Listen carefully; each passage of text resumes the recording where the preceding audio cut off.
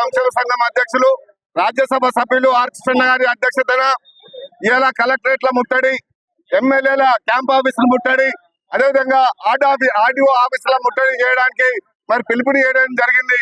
ప్రధానమైనటువంటి డిమాండ్ ఇలా fee reimbursement పాత పద్ధతిలో కొనసాగించాలి. అదేవిధంగా 8,500 కోట్లు పాత బకాయిలు పెండింగ్ లో ఉన్నాయి. ఇలా విద్యార్థులు చదువుకొని ఇలా డిగ్రీకి పోదామన్నా, పీజీకి పోదామన్నా, ఇంజనీరింగ్ పోదామన్నా కాలేజీ యాజమాన్యం సర్టిఫికేట్ ఇవ్వడం లేదు. అదేవిధంగా చదువుకున్న తర్వాత డిగ్రీ పీజీ కంప్లీట్ అయినాక ఉద్యోగాలకు వెళ్ళాలంటే కాలేజీ యాజమాన్యం సర్టిఫికేట్ ఇవ్వలేక పిల్లలు గోస పడుతున్నారు, ఇబ్బందులకు గురవుతున్నారు, నానా బాధలు పడుతున్నారు. ఇలా తల్లిదండ్రులు కూడా పుస్తక తాకట్లు పెట్టి డబ్బులు ఫీజులు కట్టలేక చాలా బాధలు పడుతున్నారు. కానీ రేవంత్ రెడ్డి గారు ఒక్కటే మీకు హెచ్చరిస్తున్నాం, ఆర్ కృష్ణయ్య గారు కొట్లాడి తన ప్రాణ త్యాగం చేసి ఇలా రియంబర్స్మెంట్ పెట్టించిండు. ఇలా రాష్ట్రంలో ఉన్న 14 లక్షల మంది ఇలా పేద విద్యార్థులు చదువుకొని ఎంబీబీఎస్ డాక్టర్లు, అదేవిధంగా ఐఏఎస్లు, ఐపీఎస్లు భారత రాజ్యాంగ సవరణ చేసే భారతదేశాన్ని తిరగరాసే చరిత్ర కలిగినటువంటి పౌరులు తయారవుతున్నారంటే దానికి కారణం ఇలా ఫీజు రియంబర్స్మెంట్ ఉండడం వల్ల. ఆ ఫీజు రియంబర్స్మెంట్ పక్కదారి దొక్కే ప్రమాదం ఉంది. ఫీజు రియంబర్స్మెంట్ తొందరగా పాత పద్ధతిలో కాలేజ్ అకౌంట్ లో వెయ్యాలి.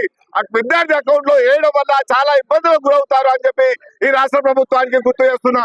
అదే విధంగా గురుకుల సొంత భవనాలు లేవు, ఇలా కిక్కర్ వెళ్ళిపోతున్నాయి. ఇలా గురుకులాలలో ఎంబీబీఎస్ లు, ఇంజనీర్లు తయారవుతున్నటువంటి గురుకులాలలో ఇలా ఎడ్యుకేషన్ చాలా గొప్పగా తయారైంది.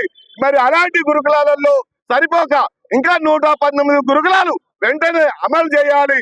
తర్వాత చదువుకొని కంప్లీట్ అయి విదేశాలకు వెళ్ళినటువంటి విద్యార్థులకు దాదాపుగా 4 సంవత్సరాల నుంచి వాళ్ళకు రియంబర్స్మెంట్ 20 lakhs విడుదల కావడం లేదు.